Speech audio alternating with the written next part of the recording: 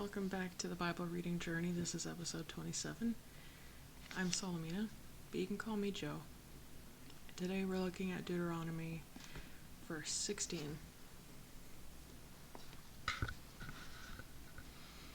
This section is called Passover.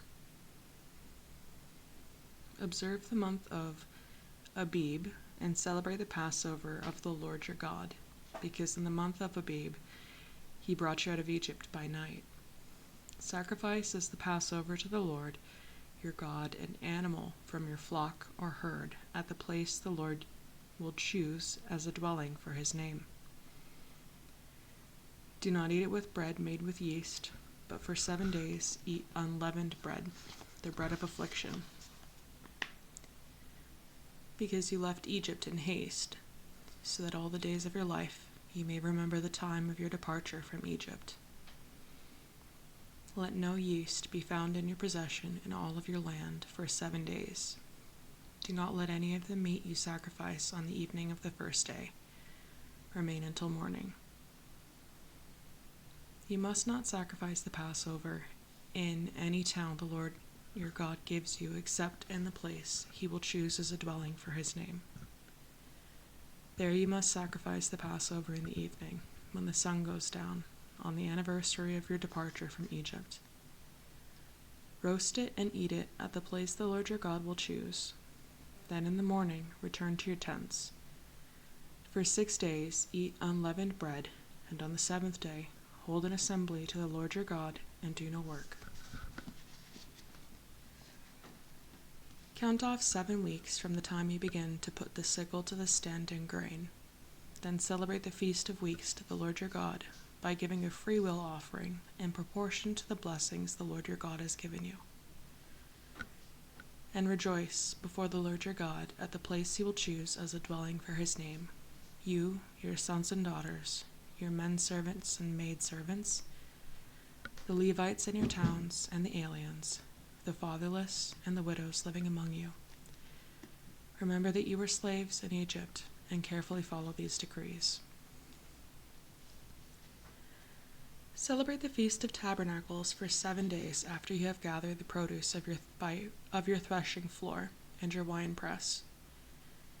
Be joyful at your feast, you, your sons and daughters, your men servants and maid servants, and the Levites, the aliens, the fatherless, and the widows who live in your towns. For 7 days celebrate the feast of the Lord your God at the place the Lord will choose. For the Lord your God will bless you in all your harvest and in all the work of your hands, and your joy will be complete. 3 times a year, all your men must appear before the Lord your God at the place he will choose, at the Feast of Unleavened Bread, the Feast of Weeks, and the Feast of Tabernacles. No man should appear before the Lord empty-handed. Each of you must bring a gift in proportion to the way the Lord your God has blessed you.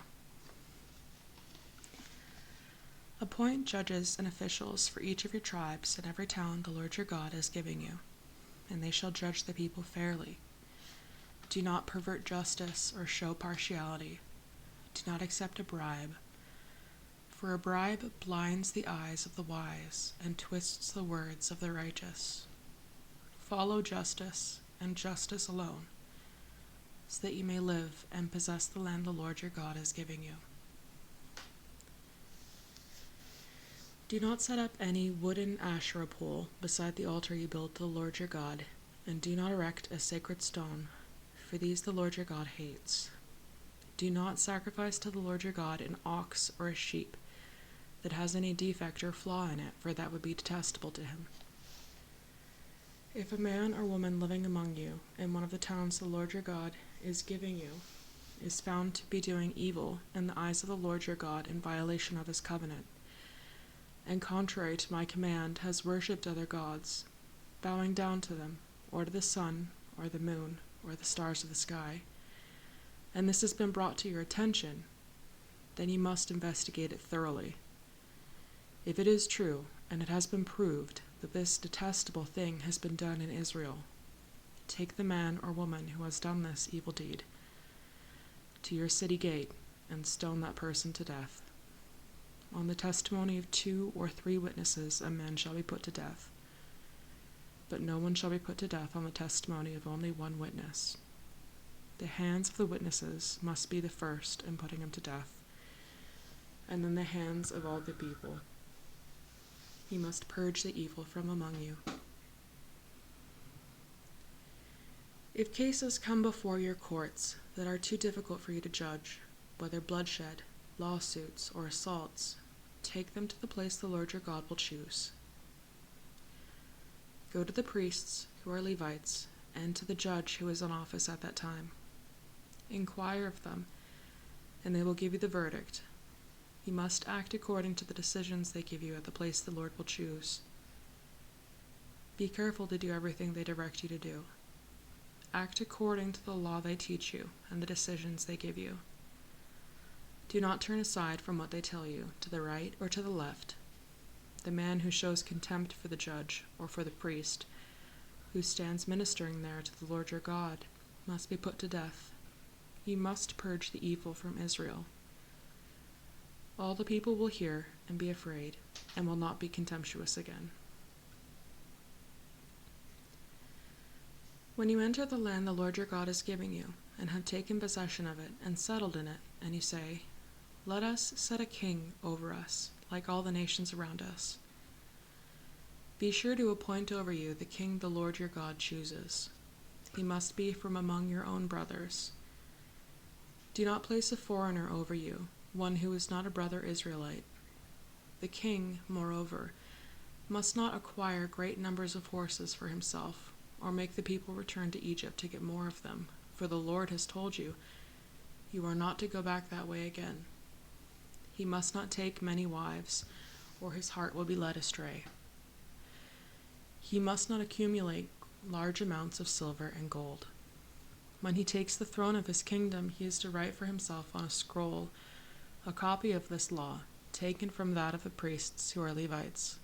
It is to be with him, and he is to read it all the days of his life, so that he may learn to revere the Lord his God, and follow carefully all the words of this law and these decrees, and not consider himself better than his brothers, and turn from the law to the right or to the left. Then he and his descendants will reign a long time over his kingdom in Israel. The priests, who are Levites, indeed the whole tribe of Levi, are to have no allotment or inheritance of Israel. They shall live on the offerings made to the Lord by fire, for that is their inheritance. They shall have no inheritance among their brothers. The Lord is their inheritance, as he promised them. This is the share due the priests from the people who sacrifice a bull or a sheep: the shoulder, the jowls, and the inner parts. You are to give them the first fruits of your grain, new wine and oil, and the first wool from the shearing of your sheep. For the Lord your God has chosen them and their descendants out of all your tribes to stand and minister in the Lord's name always. If a Levite moves from one of your towns anywhere in Israel where he is living, and comes in all earnestness to the place the Lord will choose, he may minister in the name of the Lord his God, like all his fellow Levites who serve there, in the presence of the Lord. He is to share equally in their benefits, even though he has received money from the sale of family possessions. When you enter the land the Lord your God is giving you, do not learn to imitate the detestable ways of the nations there. Let no one be found among you who sacrifices his son or daughter in the fire, who practices divination or sorcery, interprets omens, engages in witchcraft, or casts spells, or who is a medium or spiritist, or who consults the dead. Anyone who does these things is detestable to the Lord, and because of these detestable practices, the Lord your God will drive out these nations before you. You must be blameless before the Lord your God. The nations you will dispossess listen to those who practice sorcery or divination. But as for you, the Lord your God has not permitted you to do so. The Lord your God will raise up for you a prophet like me from among your own brothers. You must listen to him, for this is what you asked of the day of the Lord your God at Horeb on the day of the assembly, when you said, 'Let us not hear the voice of the Lord our God, nor see this great fire any more, or we will die.' The Lord said to me, 'What they say is good. I will raise up for them a prophet like you from among their brothers. I will put my words in his mouth, and he will tell them everything I command him. If anyone does not listen to my words that the prophet speaks in my name, I myself will call him to account. But a prophet who presumes to speak in my name anything I have not commanded him to say, or a prophet who speaks in the name of other gods, must be put to death. You may say to yourselves, 'How can we know when a message has not been spoken by the Lord?' If what a prophet proclaims in the name of the Lord does not take place or come true, that is a message the Lord has not spoken. That prophet has spoken presumptuously. Do not be afraid of him. When the Lord your God has destroyed the nations whose land he has given you, and when you have driven them out and settled in their towns and houses, then set aside for yourselves 3 cities centrally located in the land the Lord your God is giving you to possess. Build roads to them and divide into 3 parts the land the Lord your God is giving you as an inheritance, so that anyone who kills a man may flee there. This is the rule concerning the man who kills another and flees there to save his life. One who kills his neighbor, or unintentionally without malice aforethought. For instance, a man may go into the forest with his neighbor to cut wood, and as he swings his axe to fell a tree, the head may fly off and hit his neighbor and kill him. That man may flee to one of these cities and save his life.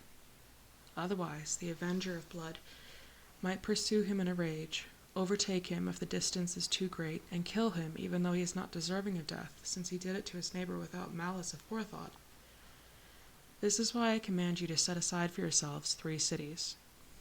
If the Lord your God enlarges your territory, as he promised on oath to your forefathers, and gives you the whole land, as he promised them, because you carefully follow the laws I command you today, to love the Lord your God, and to walk always in his ways, then you are to set aside 3 more cities.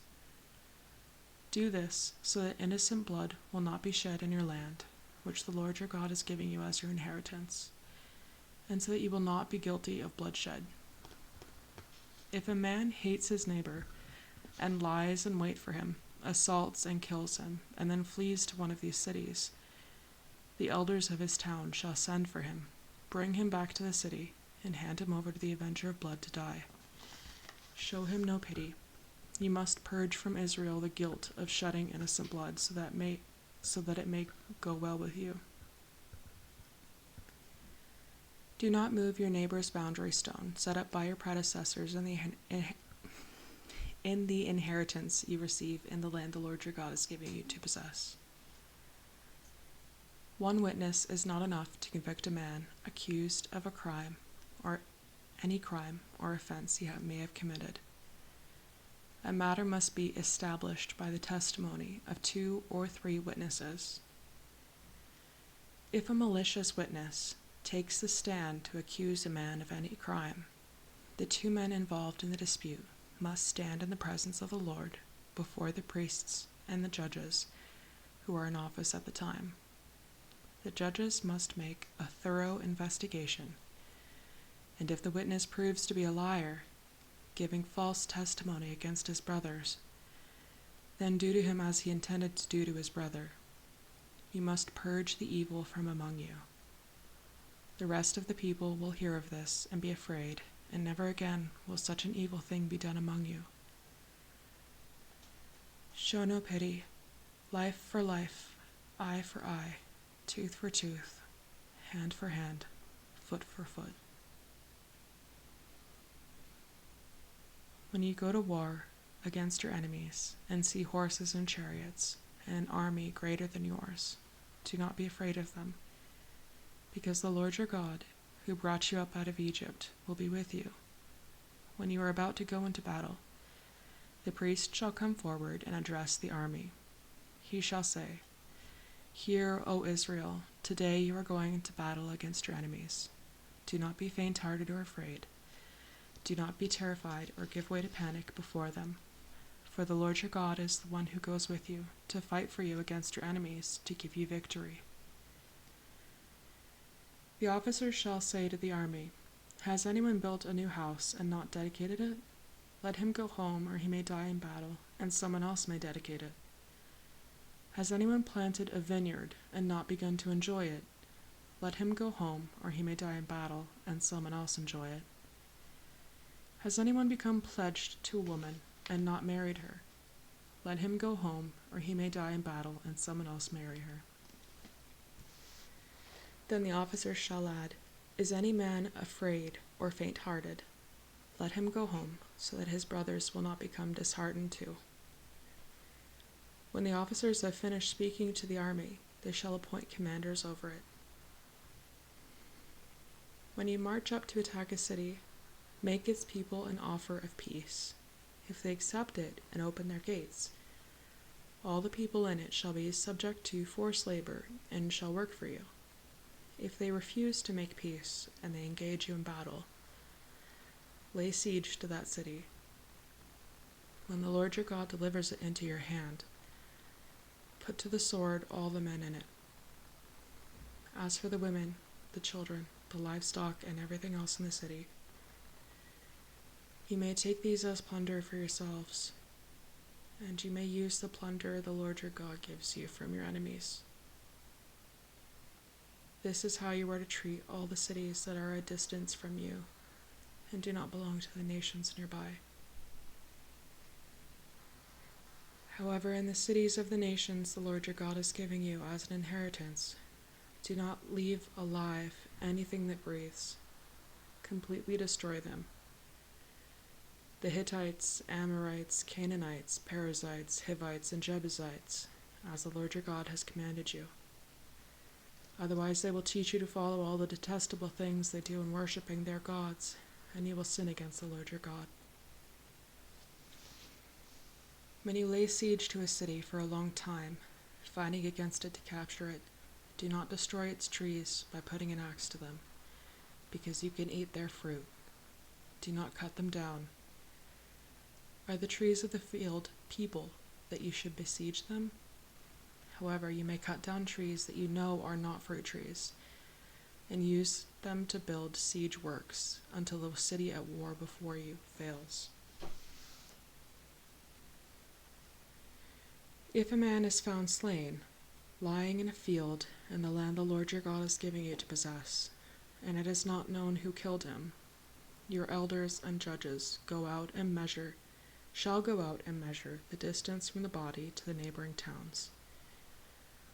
Then the elders of the town nearest the body shall take a heifer that has not been worked and has never worn a yoke, and lead her down to a valley that has not been plowed or planted, and where there is a flowing stream. There in the valley they are to break the heifer's neck. The priests, the sons of Levi, shall step forward, for the Lord your God has chosen them to minister and to pronounce blessings in the name of the Lord, and to decide all cases of dispute and assault. Then all the elders of the town nearest the body shall wash their hands over the heifer whose neck was broken in the valley, and they shall declare, 'Our hands did not shed this blood, nor did our eyes see it done. Accept this atonement for your people Israel, whom you have redeemed, O Lord, and do not hold your people guilty of the blood of an innocent man.' And the bloodshed will be atoned for. So you will purge from yourselves the guilt of shedding innocent blood, since you have done what is right in the eyes of the Lord. When you go to war against your enemies, and the Lord your God delivers them into your hands, and you take captives, if you notice among the captives a beautiful woman and are attracted to her, you may take her as your wife, bring her into your home, and have her shave her head trim her nails, and put aside the clothes she was wearing when captured. After she has lived in your house and mourned her father and mother for a full month, then you may go to her and be her husband, and she shall be your wife. If you are not pleased with her, let her go wherever she wishes. You must not sell her or treat her as a slave, since you have dishonored her. If a man has 2 wives, and he loves one but not the other, and both bear him sons, but the firstborn is the son of the wife he does not love, when he wills his property to his sons, he must not give the rights of the firstborn to the son of the wife he loves, in preference to his actual firstborn, the son of the wife he does not love. He must acknowledge the son of his unloved wife as the firstborn by giving him a double share of all he has. That son is the first sign of his father's strength. The right of the firstborn belongs to him. If a man has a stubborn and rebellious son who does not obey his father and mother and will not listen to them when they discipline him, his father and mother shall take hold of him and bring him to the elders at the gate of his town. They shall say to the elders, "This son of ours is stubborn and rebellious. He will not obey us. He is a profligate and a drunkard." Then all the men of his town shall stone him to death. You must purge the evil from among you. All Israel will hear of it and be afraid. If a man guilty of a capital offense is put to death and his body is hung on a tree, you must not leave his body on that tree overnight. Be sure to bury him that same day, because anyone who is hung on a tree is under God's curse. You must not desecrate the land the Lord your God is giving you as an inheritance.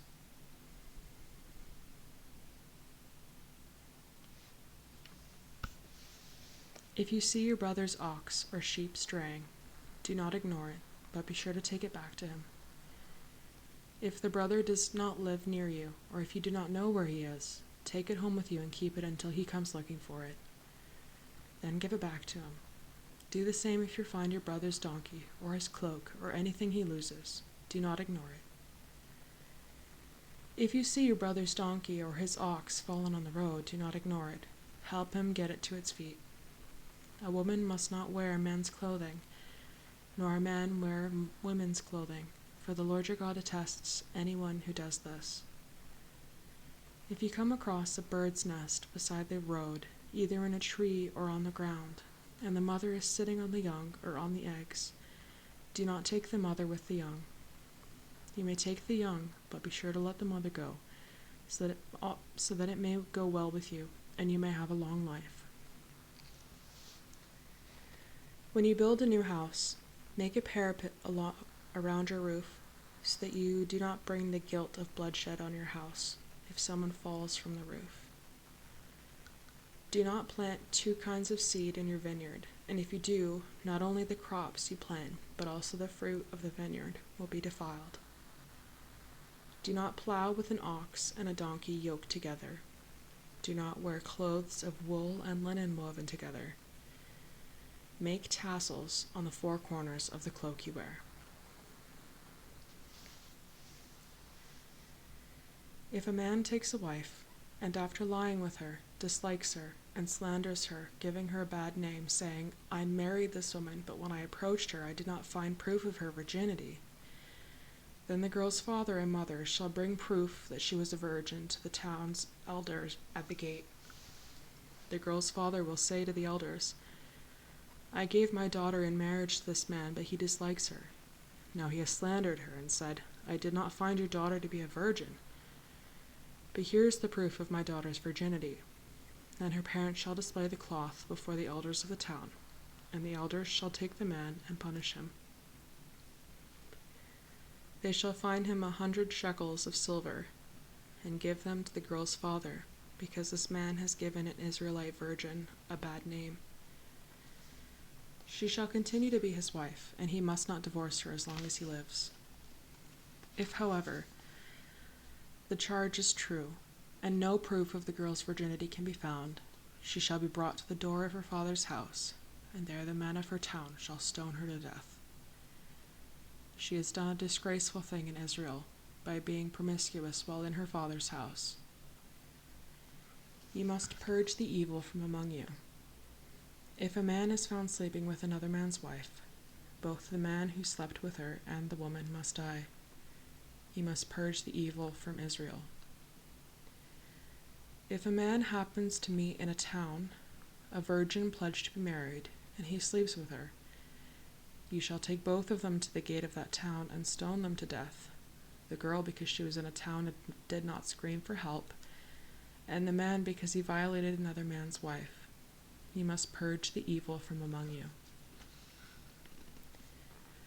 But if out in the country a man happens to meet a girl pledged to be married and rapes her, only the man who has done this shall die.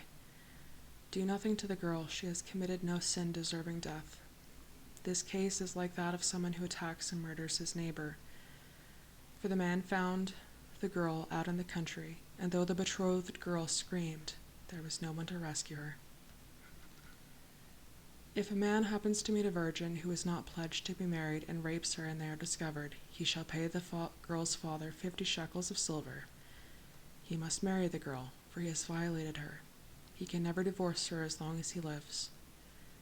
A man is not to marry his father's wife.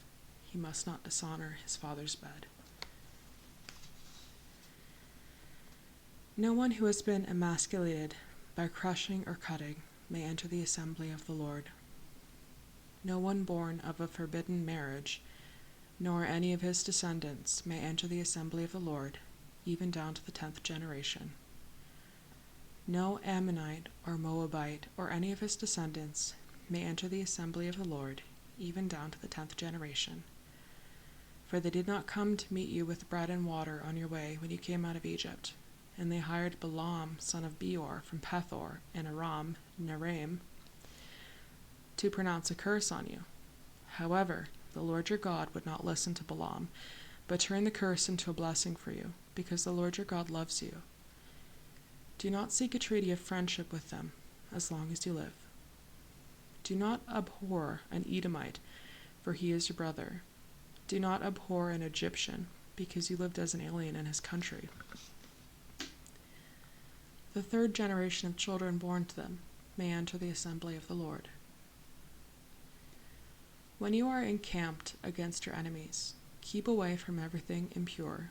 If one of your men is unclean because of a nocturnal emission, he is to go outside the camp and stay there. But as evening approaches, he is to wash himself, and at sunset he may return to the camp. Designate a place outside the camp where you can go to relieve yourself. As part of your equipment, have something to dig with, and when you relieve yourself, dig a hole and cover up your excrement. For the Lord your God moves about in your camp to protect you and to deliver your enemies to you. Your camp must be holy, so that he will not see among you anything indecent and turn away from you. If a slave has taken refuge with you, do not hand him over to his master. Let him live among you wherever he likes and in whatever town he chooses. Do not oppress him. No Israelite man or woman is to become a shrine prostitute. You must not bring the earnings of a female prostitute or of a male prostitute into the house of the Lord your God to pay any vow, because the Lord your God detests them both. Do not charge your brother interest, whether on money or food or anything else that may earn interest. You may charge a foreigner interest, but not a brother Israelite, so that the Lord your God may bless you in everything that you put your hand to in the land you are entering to possess. If you make a vow to the Lord your God, do not be slow to pay it, for the Lord your God will certainly demand it of you, and you will be guilty of sin. But if you refrain from making a vow, you will not be guilty. Whatever your lips utter, you must be sure to do, because you made your vow freely to the Lord your God with your own mouth. If you enter your neighbor's vineyard, you may eat all the grapes you want, but do not put any in your basket. If you enter your neighbor's grain field, you may pick kernels with your hands, but you must not put a sickle to his standing grain. I'm going to leave off on Deuteronomy 24 for today. And to sign off, we're going to close with Psalm 102. Hear my prayer, O Lord.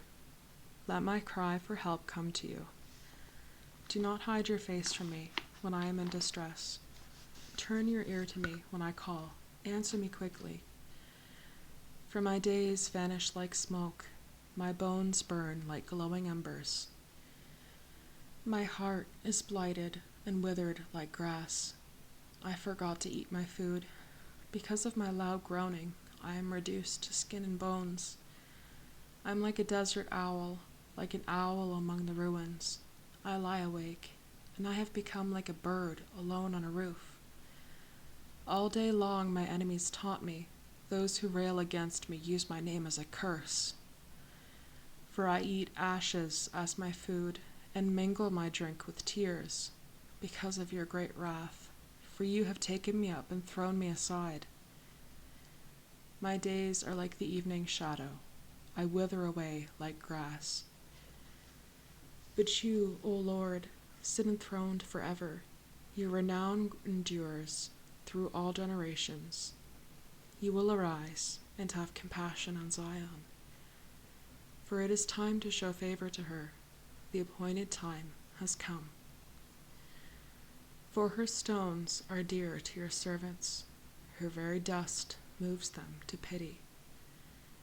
The nations will fear the name of the Lord. All the kings of the earth will revere your glory. For the Lord will rebuild Zion and appear in his glory. He will respond to the prayer of the destitute. He will not despise their plea. Let this be written for a future generation, that a people not yet created may praise the Lord. The Lord looked down from his sanctuary on high. From heaven he viewed the earth, to hear the groans of the prisoners and release those condemned to death. So the name of the Lord will be declared in Zion, and his praise in Jerusalem, when the peoples and the kingdoms assemble to worship the Lord. In the course of my life, he broke my strength. He cut short my days. So I said, do not take me away, O my God, in the midst of my days. Your years go on through all generations. In the beginning you laid the foundations of the earth, and the heavens are the work of your hands. They will perish, but you remain.